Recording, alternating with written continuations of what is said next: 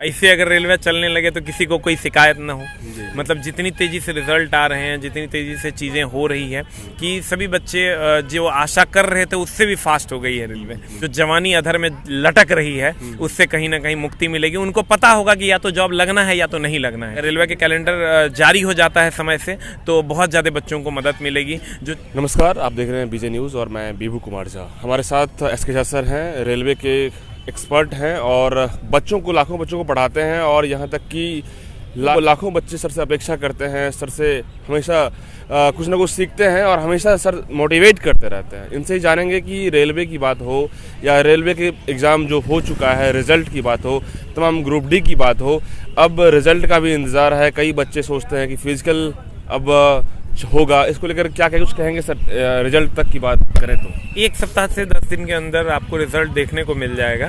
तो आप लोग तैयार हो जाइए। जिनका भी 55 से 65 नंबर के आसपास अगर आ रहा है आपका, तो आप लोग तैयार हो जाइए। मैं ये नहीं कहता कट ऑफ यही जाएगा, कट ऑफ इससे थोड़ा कम या इससे किसी बोर्ड का 10 नंबर भी ज़्यादा जा सकता है, लेकिन इतने इस रेंज में जिनका आ रहा है वो लोग तैयार हो जाइए। दौड़ भाग शुरू कीजिए, थोड़ा सा स्टेमिना पे वर्कआउट कीजिए, क्योंकि वो जो बिना वजन वाला जो दौड़ है आपका 1000 मीटर का, उसको बिना प्रैक्टिस के नहीं किया जा सकता है। इसलिए थोड़ा बहुत प्रैक्टिस आपको करना पड़ेगा।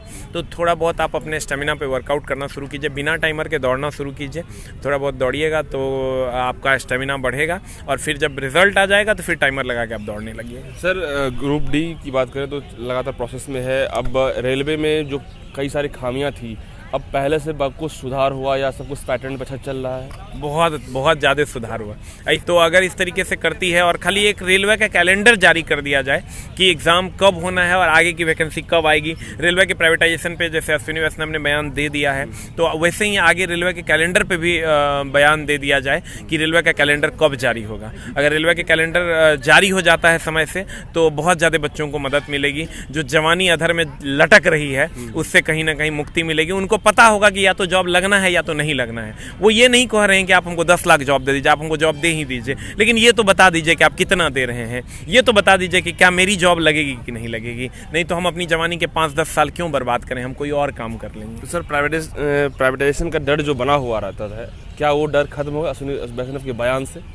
नहीं, कहीं ना कहीं वो चूंकि सरकार पे 100% विश्वास भी तो नहीं किया जा सकता है। तो लेकिन फिर भी चूंकि सरकार भी तो हमारे द्वारा ही चुनी गई है, तो कुछ तो विश्वास रखना ही पड़ेगा। चूंकि वो सामने आकर ये बात बोले हैं तो जो दिमाग में होता है वही जुबान पे आता है। हम लोग तो यही मानते हैं। अब कोई आदमी अंदर से धुर्त निकल जाए तो अलग बात है। जी। अब बात करें अपकमिंग जो भी एग्जामिनेशन आने वाले हैं, रेलवे से जुड़ा हुआ तमाम जो भी, तो उन बच्चों को सर, लाखों बच्चे बिहार में पढ़ाई कर रहे हैं, आपके पास पढ़ते हैं, तो उनके लिए क्या कहना चाहेंगे अपकमिंग एग्जाम के बारे में? अभी जो चल रहा है उसके लिए क्या कुछ मैसेज? हम बार बार यही कहते हैं कि 2000 आप समझिए 18 से वैकेंसी नहीं आई है, 18-19 के बाद वैकेंसी नहीं है।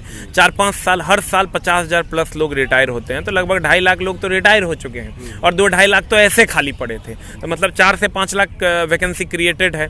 तो कहीं ना कहीं आगे चुनाव भी है, तो वैकेंसी आने के प्रबल चांसेस हैं। तो आप लोग उठ खड़े होइए, लगिए, भिड़िए और अपनी मंजिल को पा लीजिए। बहुत बहुत शुक्रिया सर।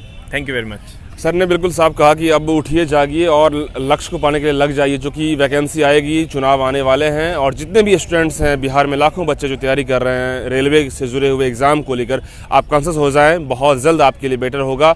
और जो प्राइवेटाइजेशन की बात करें, सर ने क्लियर ही कर दिया कि डर जो है धीरे धीरे खत्म हो जाएगा। और भी अपडेट्स के लिए हमारे साथ जुड़े रहिए। तब तक के लिए बहुत बहुत शुक्रिया।